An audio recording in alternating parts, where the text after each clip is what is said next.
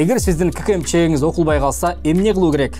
Арваңыз, сіздер менен Салық ревью программасы, мен Кутманбек Маматазимов. Бүгін біз ККМ чек жөнүндө сүйлөшөбүз. Элестетиңиз, сизге жумушуңуздан кызматтык милдеттериңизди аткаруу үчүн акча берилди.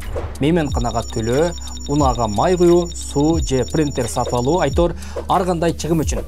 Мындай учурда сиз ар бир тыйын үчүн жооптусуз. Кайра жумушуңузга отчет берип, аны ырастай турган документ тапшырышыңыз керек.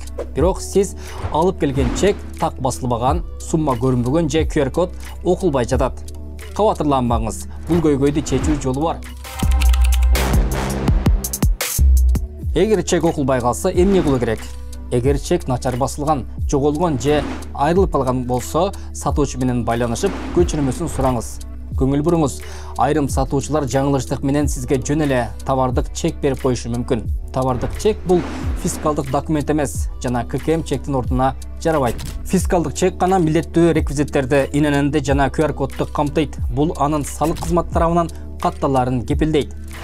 Сатуучу эмне кылууга тийиш? Сатуучу сатып алуу фактын тастыктаган документ менен камсыз кылууга милдеттүү. Эгер сиз көчүрмөсүн сурасаңыз, сатуучу төмөнкүлөрдү жасашы керек.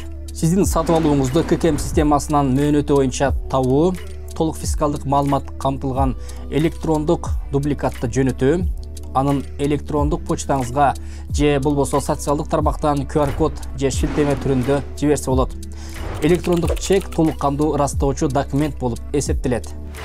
Сатуучулар үчүн маалымат: эгер ККМ аппаратыңыздын чектери дайыма начар басылып жатса, бул маселени көз жаздымда калтырбаңыз.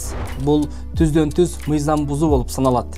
Негизги себептер: сапасыз же эски терма кагаз колдонуу, чек лентасынын бөлүгүнө ным кирүү же басма түзүлүшүнө суу тийүү.